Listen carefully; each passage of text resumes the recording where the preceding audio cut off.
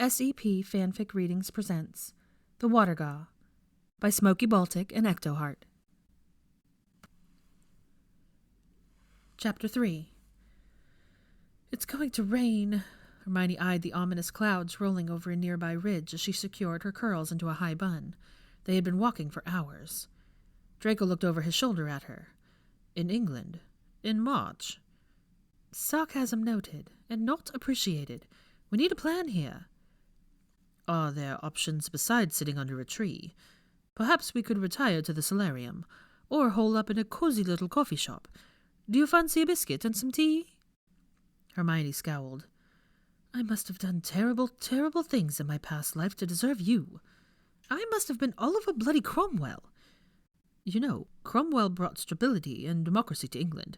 I mean, we could talk about how he executed his objectives, but it's a bit simplistic to— I know that! You don't think I bloody know that? She huffed. It's just an expression. Must you always insist on factual accuracy? Sorry, am I stepping on your toes there? He looked positively chuffed. Hermione groaned. Her palms would be scarred by how viciously she'd been digging her nails into them over the last few days. She dearly missed the way her friends would just let her talk without picking up on every little sodding thing. Can you just accept my despair over my bad karma at face value, or do you really want to pass the minutiae of civil wars? She snapped. Debate the proper role of Parliament, perhaps. Good times just keep coming. Would you prefer the side of the Roundheads or the Cavaliers? Hermione raised a hand toward him, and her face became a mask of concentration before she exclaimed, Silencio! He looked at her pityingly. Nope. Her shoulders sagged. Son of a bitch. Well, I am going to head that way. She gestured toward a forested area near the base of the long, low ridge they'd been walking alongside. To go sit alone. In silence. Maybe dwell on my impending doom and the pointlessness of existence. You know, to bolster my spirits after all our delightful conversation. Draco shook his head and laughed. Oh, Granger, you don't even know what fun is, do you? Hermione stopped dead. Are you having fun? He recoiled, looking genuinely alarmed. No, obviously not. Okay. She looked him up and down suspiciously. Good. It began drizzling not long after, and almost as soon as they reached the cover of the trees, the downpour began in earnest. Despite her earlier determination to enjoy some well-deserved solitude, she found herself sitting in the dirt with Draco, eating cold tinned tomato soup. Along with everything else, her feet were beginning to ache as the day wore down. She glared at Draco's dragon-hide dress shoes, which looked immaculate and seemed to be giving him no hint of discomfort. Undoubtedly, he'd had them professionally charmed within an inch of their lives. The prick. She had spent so much time in the woods over the last year that all of this really shouldn't have felt like such a hardship.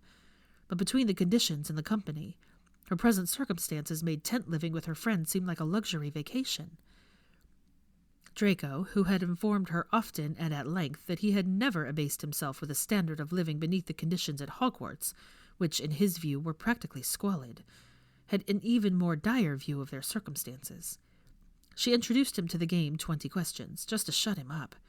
Unfortunately, his sense of humor was not conducive to fair play. Is this a person a man? She asked. There's no evidence of that, he replied. The answer had been Gilderoy Lockhart. Is it a spell used often? She asked. You attempt it daily, I assume, he replied. The answer was Crinus Muto, a spell used to transfigure one's hair. They kept reasonably dry by retreating deep into the trees, sitting with their backs against a towering cathedral oak. The rain pattered persistently against the canopy of leaves overhead as it grew dark, though it wasn't nearly as cold as it had been the day before. Reluctantly, they decided they'd get no further today. A fire was built, and Hermione pulled the blankets from the depths of her beaded bag to lay over her legs. She fished out a tin of chickpea dal that nestled into the embers to heat through. Are you holding out on me, Granger? Draco cocked a brow. As much as I possibly can, she responded, with no idea what he was referring to. I believe I heard a very promising clinking coming from that hideous little bag of yours. She rolled her eyes. Of course he'd pick up on that. In the immediate confusion that followed the appearance of Kingsley's Patronus at Bill and Fleur's wedding, she impulsively stuffed whatever was in reach into her bag, including several useless paperweight wedding favors, a handful of utensils, and a few bottles of wine. When she'd taken inventory weeks later, she thought perhaps to save the wine for Christmas. But unfortunately, she and Harry had been occupied when the holiday rolled around, and they never got to it. "This is no time to be drinking." She held the bag a little closer. "So you do have something?" "Just a couple bottles of wine. Be happy with your doll, you ungrateful twat." "You work hard to earn that reputation as a prig, don't you?" She pursed her lips. "One day, very, very soon, me having access to that wine may be the only thing standing between you and a grisly death. You best leave it." Draco snorted. "You don't have a wand. What are you going to do, fight me? You're half my size." A little smile curled his lips, and he leaned in a bit, almost like he was daring her to give it a go. "Yes, but considering how much time I've dedicated to fantasizing about it, all the scenarios, details, and contingencies that I've considered in painstaking detail." "Well, obviously I knew you fantasized about me." He waggled his eyebrows. "I just never knew how graphic you would get. Naughty little thing." Hermione cursed her word choice and gagged dramatically.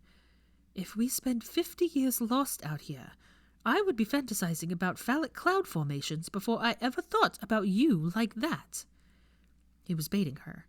She knew he was baiting her, but somehow it was impossible to resist rising to it. She only prayed that would be the end of the repartee, because she could already feel her cheeks beginning to heat. The worst of it was that, loath as she was to admit it, he had actually featured in an illicit fantasy or two of hers over the years. She hated herself for it at the minute, but the fact of the matter was that Hogwarts was a relatively small school, and her options had been limited, and he was fit, so sue her. He looked at her appraisingly. "I think we both know you'd be gagging for it inside 6 months. A year, tops." Hermione pinched the bridge of her nose, trying to summon her strength and cover her blush. Thankfully, he let the joke die, although they had to give up playing 20 questions shortly after because his answers became all innuendo, most of it relating to his anatomy, and then phallic cloud formations. When it came time to sleep, they both took advantage of the large pines nearby. Before heading off on the Horcrux hunt, Hermione had skimmed a couple of books on wilderness survival, and she recalled that pine trees that had branches all the way down to the ground generally had pockets of space by the trunk that were relatively waterproof and protected from the wind. Using branches and sticks, they were able to cocoon themselves at the base of adjacent trees, heads near the trunk and feet sticking out near the fire built between them. The midges were terrible, but it was definitely warmer. With a blanket pulled up over her head, Hermione went to sleep with buzzing in her ears, trying to think of new and better insults to hit her git of a traveling companion with tomorrow. "Poncy way-faced men, child, maybe." The dreary weather persisted throughout the night, giving way to a gray and misty morning so stereotypically English it inspired a desperate craving for Hermione's favorite Earl Grey tea out of sheer patriotism. When she emerged from her tree, she couldn't decide whether she was getting more wet from the heavy fog or the rain. Still, as much as she would have liked to find a sheltered spot where she could huddle by a fire, she knew if they didn't try to make some progress in the rain, then they'd never make any progress at all. It wasn't exactly the dry season. They tried to keep to the trees at first, but found it was too easy to get disoriented and waste time meandering back and forth. Beyond the forest, the wind gusted, and the rocky ground was slick. Hermione pulled up the hood of her jumper and crossed her arms, hunching her shoulders against the weather.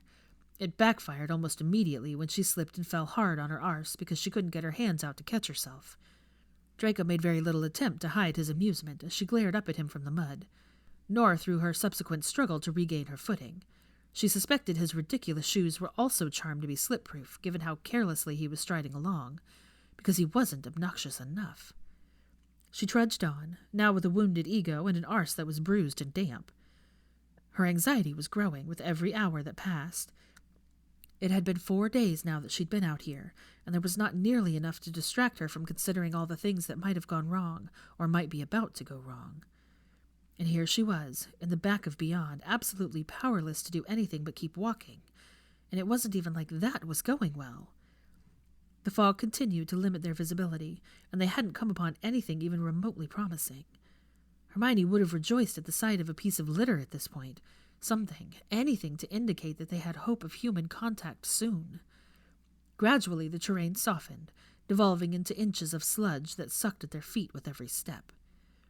Draco made several attempts to lure her into more verbal sparring, but not only was she in no mood to argue about the merits of divination or discuss what potions might improve her hair or defend the sorting hat, but she was also chafed at the idea of serving as his entertainment.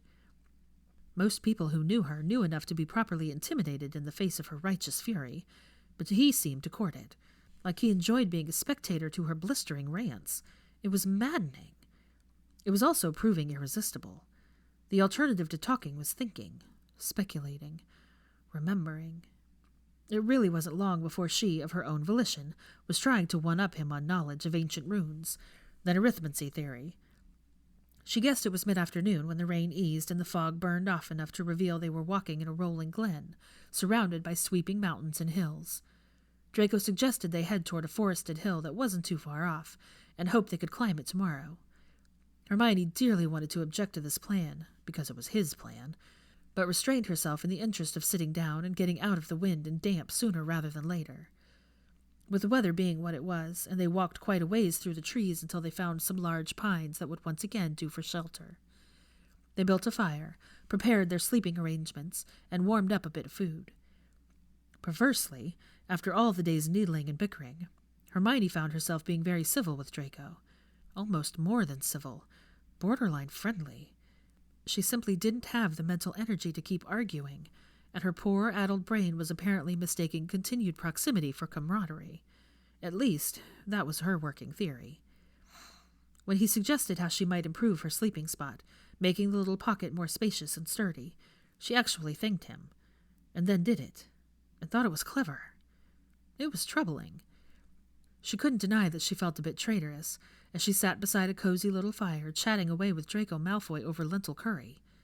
She still muttered to Ron periodically, hoping the Deluminator would perform a second miracle for them, but she cringed at the thought of what this would look like if he did come popping in all of a sudden. As the evening wound down, she grew quieter as the guilt began crowding out any inclination for conversation. It wasn't all that late when she decided to crawl into her little piney cocoon, and she didn't lay awake long. All this, was exhausting. Hermione blinked awake in confusion. It was still dark, and their little fire, such as it was, had gone completely out. She tensed, listened intently, unsure of what might have woken her. The wind had whipped up and was rustling the trees as it blew down and around the ridges and hills, like a river rushing through it. There was something. She strained to hear. There was a little noise, something close, a grunt. It came again, and she sat up as much as she could, squinting into the darkness. When she heard it again, she shook off her blankets and, quietly as she could, crawled out from under her tree.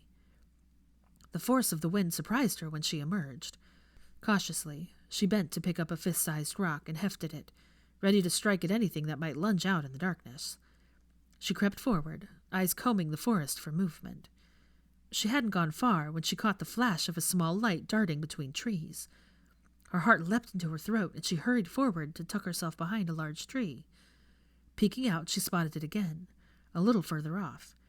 Slinking forward as stealthily as she could, she waded through some low bushes that caught on her clothes, slowing her down. She grit her teeth as she felt brambles scraping at her hands and ankles. There was a noise, much further off this time. She was losing ground. She made a run, lightly as she could, darting between trees. It had to be Draco. What was he doing? She lost sight of him for a few moments, and nearly jumped out of her skin when the scream of a fox came from not far behind her. When she saw his light again and rushed toward it, determined to catch up. It was gone for a moment, then reappeared further to her right than she'd anticipated. Distracted, her foot caught on a root and sent her sprawling into the dirt, her knee slamming into a rock. She cursed and scrambled to her feet, disoriented. The roar of the wind rattling through the branches was the only thing discernible over the blood rushing in her ears. She looked around wildly. "Malfoy?" She called tentatively at first, then louder. "Malfoy!" Taking cautious steps forward, she hollered. "Malfoy!"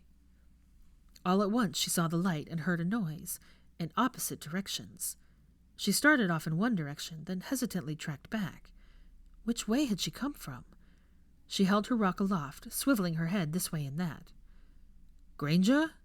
His voice was more discernible now, but where was it coming from? Was the wind playing tricks on her? When she saw the light, she hurried toward it, picking her way over roots and through brush as well as she could, calling, "Here! Stop! I'm here!" Granger! He sounded close, but looked far off. She drew up short, uncertain now, balancing on the balls of her feet. The damned fox screamed again. "Malfoy, you fucking asshole!" Her heart felt like it was about to beat out of her chest. "Granger!" Her head whipped around as he appeared suddenly almost directly behind her. "You daft bint!" He skidded to a stop, panting. "What are you doing?" "Me? What are you doing?" "Merlin!"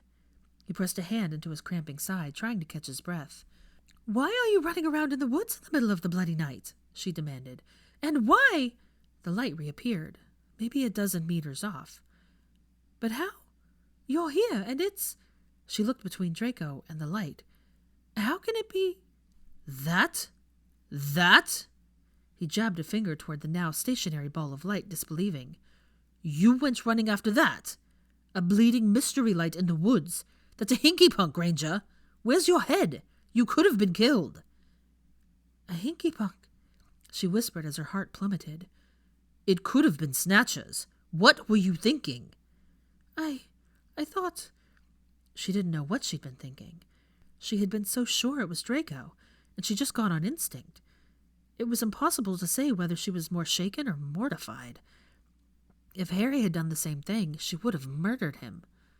"Merlin, Morgana, and the 4 fucking founders. How have you survived this long? This is why no one respects bloody Gryffindor. Holy shit, Granger!"